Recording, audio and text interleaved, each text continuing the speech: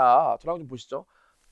강남에 있는 아파트인데 보통 요즘 강남에는 평당 2천만 원 다 넘잖아요. 근데 평당 2천만 원 안 넘는 아파트가 있다고요. 저쪽에 강남인데 평당 2천만 원 안 넘는다고요. 되게 싸요. 그 아파트가 왜 싸냐면 그게 건물만 집주인 거고 땅은 서울시 거예요. 건물만 내 거라고. 땅은 내 게 아니야. 그래서 다른 아파트들보다 싸거든요. 한남 더일이 왜 비싸냐면 이게 간격이 넓고 층수가 낮기 때문에 대지 비율이 높다고요.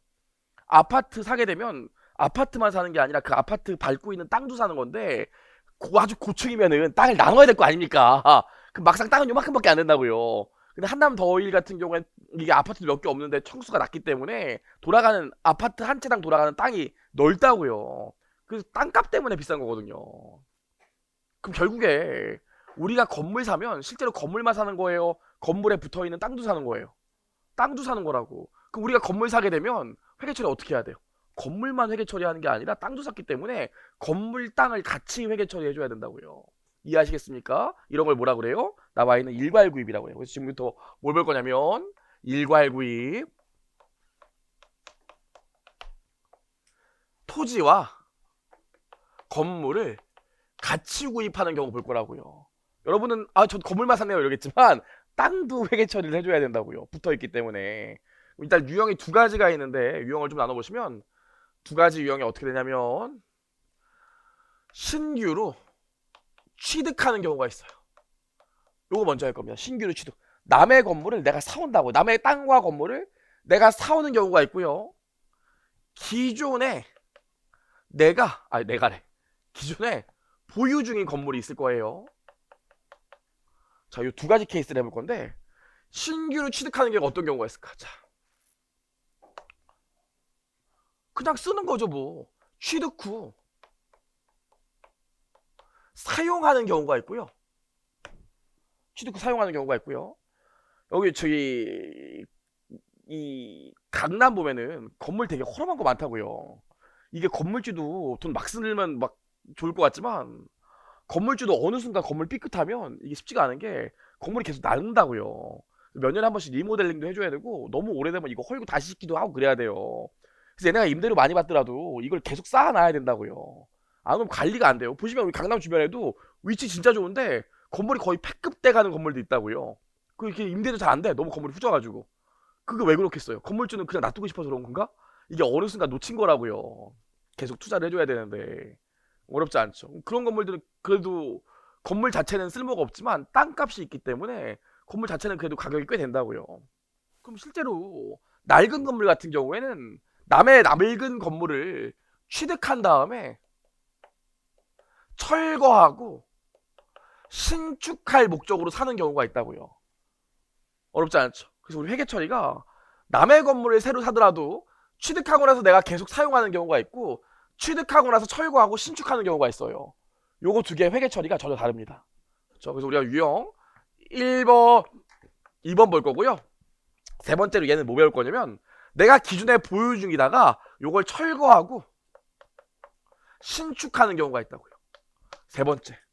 그래서 1번, 2번, 3번, 이 3번, 세 가지 케이스를 지금부터 공부해 볼 거예요. 2번과 3번의 차이는 뭡니까? 2번은 남의 건물을 사와서 뽀개고 새로 짓는 거고 3번은 원래 내 건데 뽀개고 새로 짓는 거라고요. 이해하시겠죠? 1번부터 보시죠. 그럼 그림을 좀 그려보면 자 1번 케이스 1번 케이스 오면 건물이 이렇게 있어. 토지가 이렇게 있대요. 건물 자체의 공정가치는 5억이고 토지의 공정가치는 얼마로 할까? 이것도 5억이라고 할게요. 근데 요거 동시에 사면은 취득가액이 12억이래요. 그럴 수 있겠죠. 건물만 따로 팔면 5억이고 땅만 따로 팔면 5억인데 둘이 같이서 풀면 12억 될 수 있지 않겠습니까? 어렵지 않죠? 그럼 요 경우에 내가 취득 후 사용한다면 회계 처리를 어떻게 하겠어요? 어렵나요? 회계 처리를 보시면 현금 12억 나가겠죠. 그리고 내가 계속 사용할 거기 때문에 회계 처리를 건물만 해야 돼, 토지만 해야 돼, 건물, 토지 동시에 해야 돼요. 건물, 토지 동시에 해야겠죠. 한남도에 생각해보세요. 건물만 산 게 아니라 땅도 산 거라니까요. 그래서 건물도 표기하고요. 토지도 표기해줘야 된다고요. 전혀 어렵지 않죠. 그럼 이 금액은 어떻게 안분할까요? 어떻게 안분하면 되겠어요? 안분을 해줘야 될 거 아니야, 12억을. 어떻게 안분하면 되겠어요?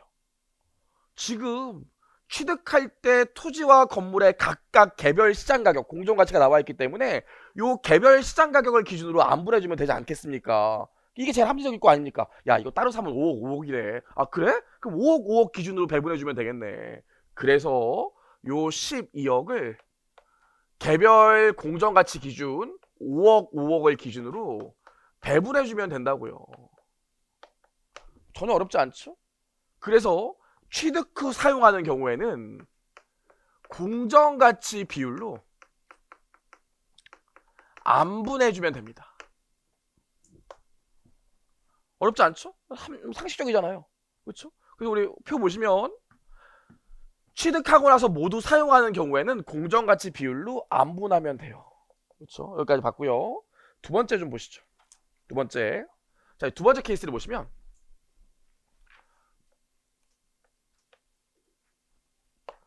두 번째, 취득하고 나서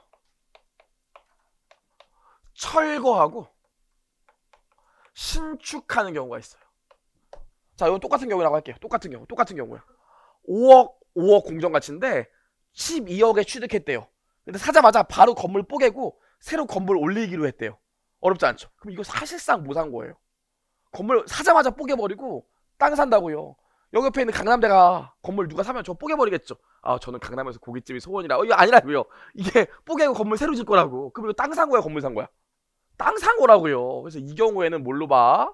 전액을 토지 취득한 걸로 본다고요. 그래서 회계 처리가 현금 12억 나가면서 토지로 12억 이렇게 회계 처리해요. 전부 토지의 취득으로 본다고요.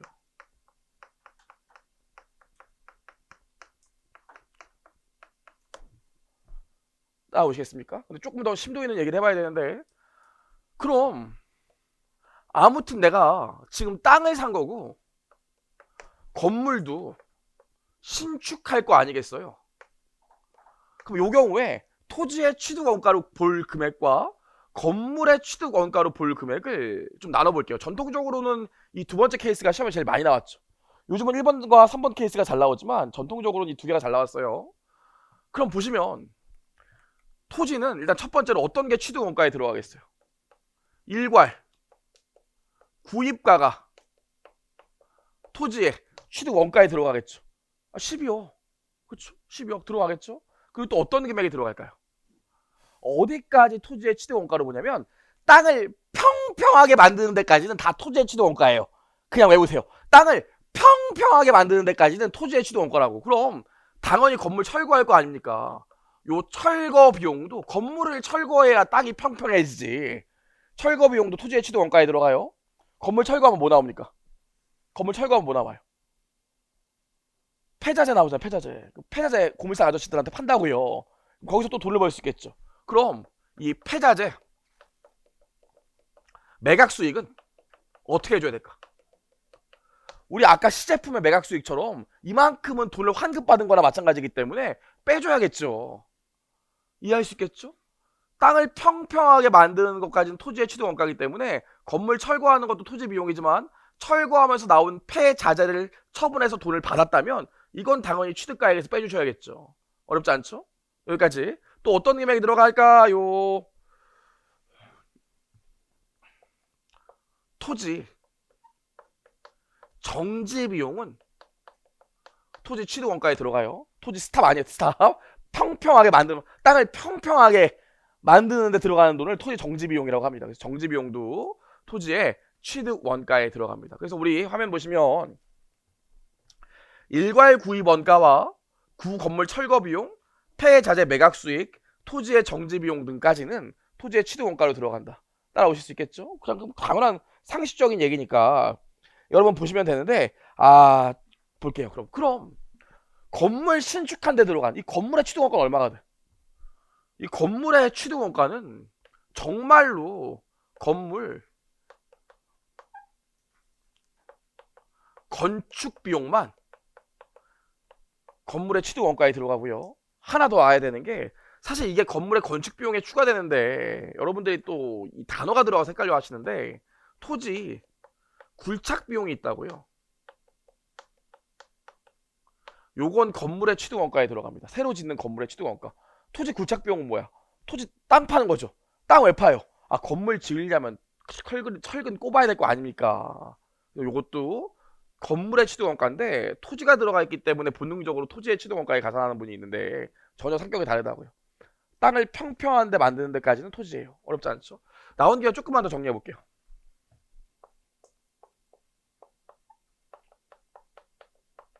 일시 운용 수익이요.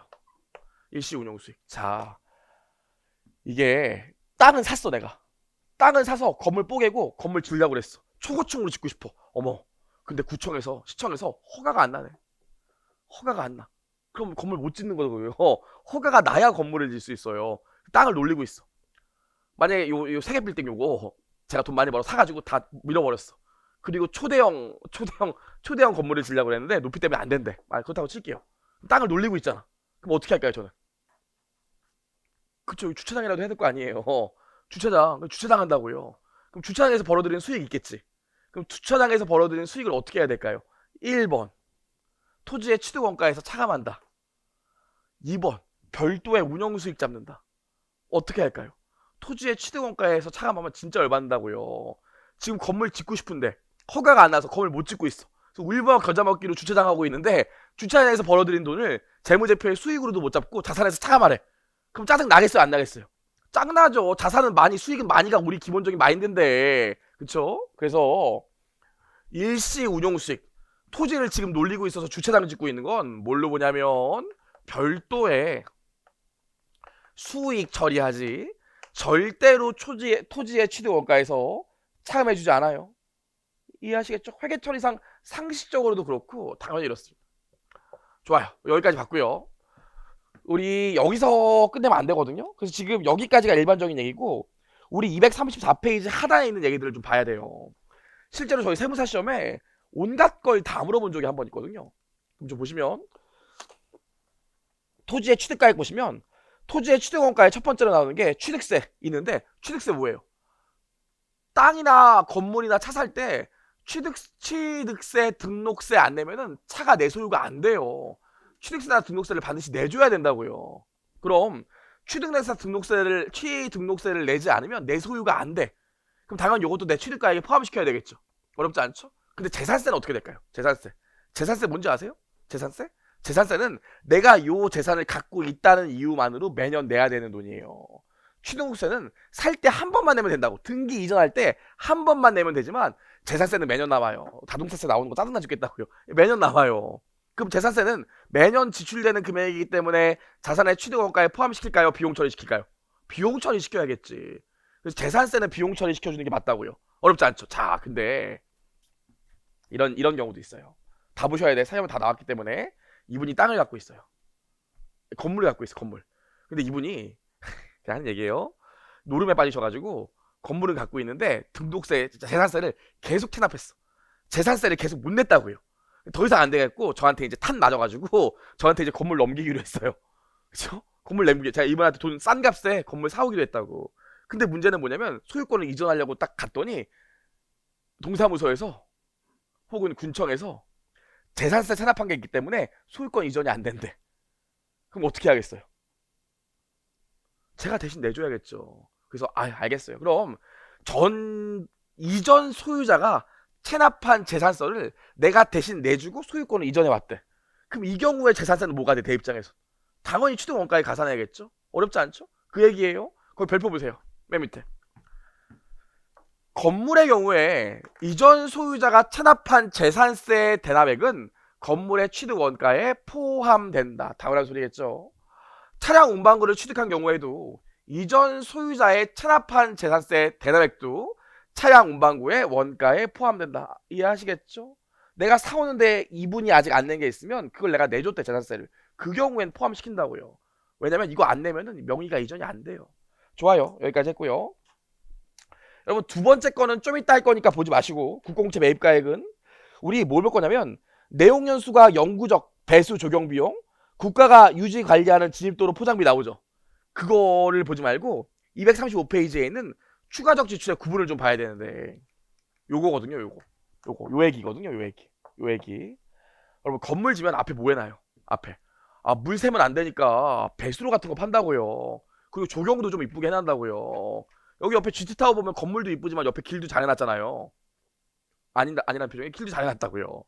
이게 배수로도 파놓고 조경 옆에 길도 예쁘게 해놨는데 정부가 오더니 저기 서울시가 오더니 야 배수로 열심히 파놓으셨네요. 와 됐어 이제 너 가봐 이러면 내가 알아서 할 테니까 너희 가봐 이제 이런 경우가 있다고요. 이 경우는 뭐야? 정부가 유지관리하기 때문에 나는 더 이상 추가적인 지출이 있어요 없어요? 없지.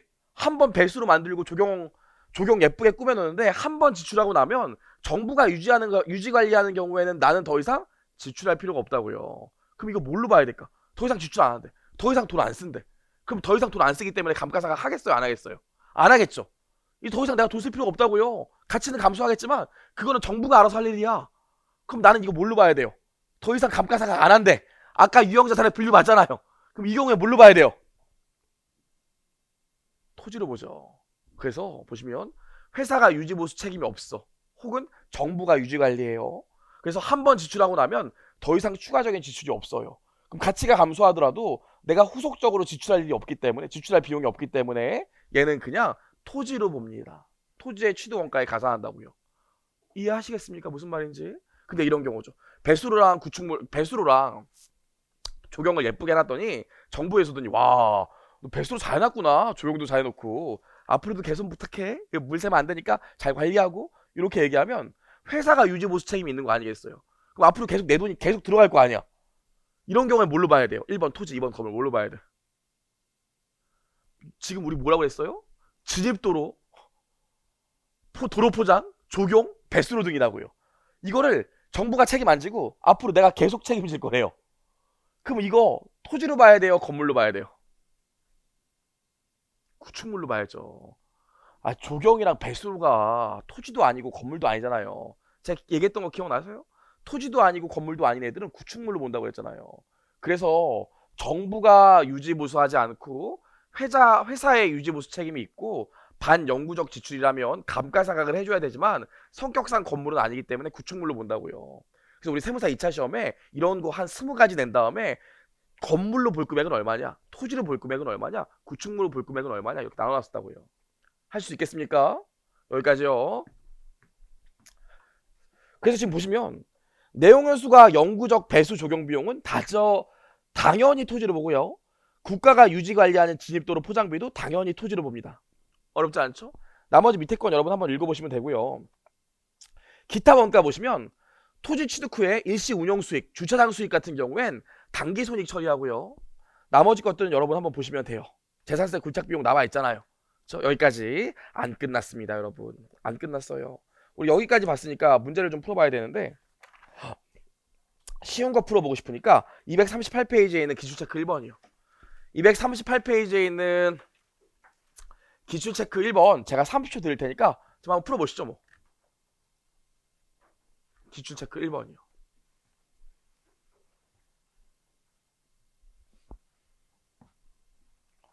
아이고.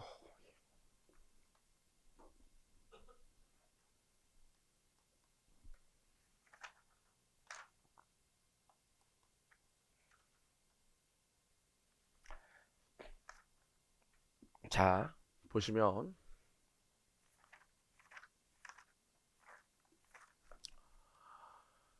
국제는 당해 연도초에 설립한 유형자산과 관련하여 다음과 같은 지출을 하였는데 토지와 건물의 취득 원가는 각각 얼마인가 물어봤습니다. 건물은 단기 중 완성되었다. 요 문구를 왜 줬을까요? 단기 중 완성이 안 됐으면 건물에 들어가는 게 아니라 건설 중 자산에 들어가야 된다고요. 따라오시죠. 자 보시죠.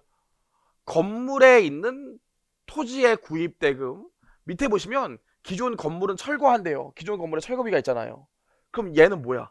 사서 뽀개고 새로 질 거니까 건물이랑 토지 산 거예요? 토지 산 거예요? 토지 산 거라고요. 토지의 취득 원가에 가산하면 되고 토지의 중개 수수료도 토지겠죠. 토지의 취득세도 토지일 거예요. 공장 건축 허가비는 공장 건물 짓는데 직접적으로 들어간 돈이니까 당연히 건물에 들어가야 되고요. 신축 공장 건물의 설계비도 당연히 건물에 들어가야겠죠. 건물 짓는데 들어간 직접적인 지출은 건물의 취득원가에 가산된다고요. 매번 마지막에 기존 건물의 철거비. 제가 뭐라고 그랬어요? 땅을 평평하게 만드는 데까지는 토지라고 그랬잖아요. 요거 토지로 봐야겠죠. 계속 갈게요. 기존 건물의 철거 중에서 수거한 폐 건축자재 판매 대금은 토지로 보긴 하지만 토지의 취득원가에서 차감해주죠. 토지 정지비는 뭡니까? 땅을 평평하게 만드는 비용이니까 땅을 평평하게 만드는 데까지는 다 토지에 들어간다고요. 굴착 비용은 뭐예요? 건물 지려고 땅 파는 거니까 건물로 들어가고요. 건물 신축 원가도 당연히 건물로 들어가죠. 이거 아직 안 배우셨으니까 일단 넘어가는데 건물 신축용 차입금의 차입 원가는 건물에 들어가요. 요거 바로 그 다음 장에서 배울 겁니다. 여기까지요. 그래서 보통 이렇게 나왔는데 요즘은 문제가 이렇게까지 쉽게 나오진 않아요. 조금 더 얘기를 해봐야 되는데 어디 볼 거냐면 사례 연습 3번이요. 사례 연습 3번. 사례 연습 3번. 옛날에 저희 세무사 2차 시험에 이렇게 나왔거든요. 정말 지금도 회자되는 나쁜 문제예요. 이게 뭐 중요하다고. 감정평가사 시험도 아니고 나왔었는데 요거 한번 저랑 말로 가려볼게요. 말로. 어렵잖아요. 여러분 좀 기운 내시고. 진규는 공장을 신축할 목적으로 건물이 있는 토지를 구입하고 현금 60만 원을 지급했습니다. 이전 소유자는 토지와 건물에 대해 담보로 은행에 40만 원을 차입하였으며 동차입금도 진규가 승계하기로 했대요. 이게 무슨 소리예요? 진규가 나중에 갚아주기로 했다고요. 토지와 건물의 공정가치 비율은 90대 10인데 건물은 취득과 동시에 철거하기로 했대요. 그럼 이거 일괄구입이죠. 일괄구입 중에 뭡니까? 취득과 동시에 건물은 철거하기로 했기 때문에 다 토지 취득한 거라고요. 그럼 지금 현금 60만 원 낸 거랑 부채 껴하는 60만 원 다 합해서 100만 원은 뭘로 봐야 돼요? 토지로 봐야겠죠. 계속 갈게요. 1번. 이전 소유주가 안전설비 미설치로 인한 범칙금이 있었는데 요거 진규가 대답해줬대요. 뭘로 봐야 돼요? 토지의 취득 원가로 간다고요. 이런 거 다 안 내면 소유권이 이전이 안 돼요. 두 번째. 구 건물의 철거 비용 토지죠. 폐자재 처분으로 인한 수익금액 토지는 맞는데 얘는 차감이죠. 3번. 토지와 건물 구입 관련 중개수수료 토지고요. 아무튼 땅을 평평하게 만드는 데까지 다 토지예요. 건물 철거 후 건축 허가 시점까지 발생한 토지의 임대 수익 뭘로 봐요? 별도의 운영 수익으로 보니까 고려할 필요가 없고 건물의 설계 비용 건물이죠.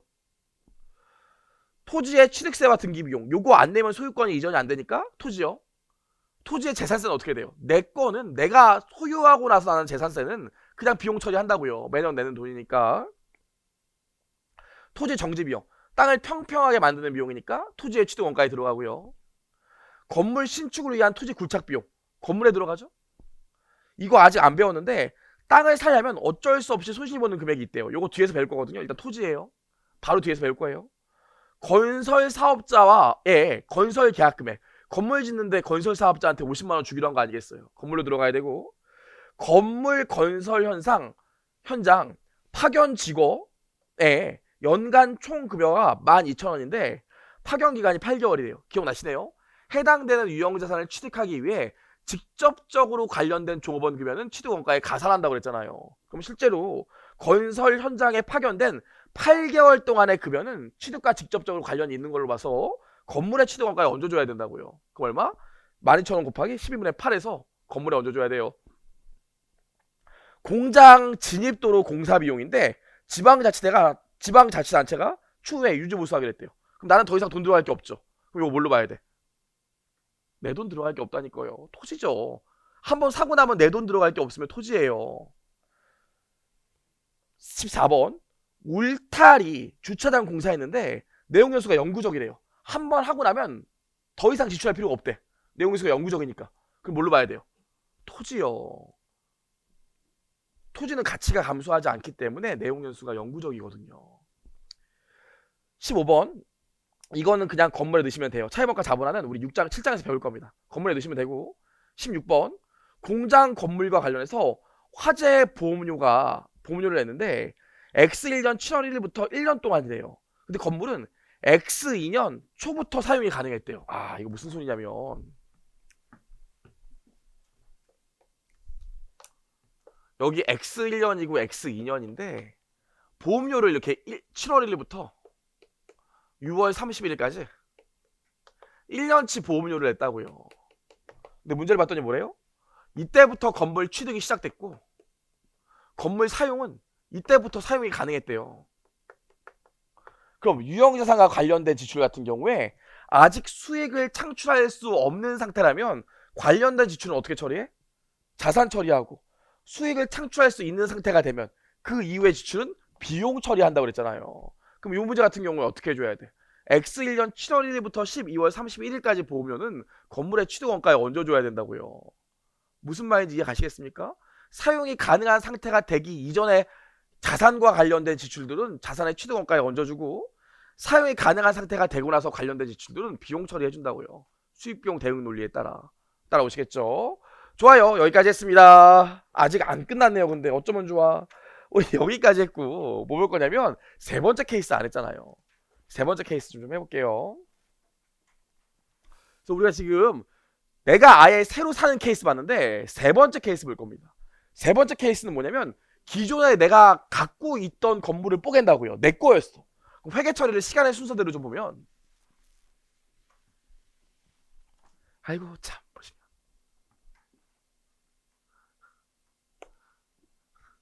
처음에 내가 예전에 현금 100억 주고 건물을 샀대요. 100억. 그리고 매년 감가상각을 해서 감가상각비가 뭐 한 40 나오고 감가상각 누계액이 40 나왔대요. 지금 요런 상태였대. 그리고 나서 나는 요 건물을 뽀개기로 했다고요. 건물 신축하려고. 그럼 이때 회계 처리가 어떻게 될까요?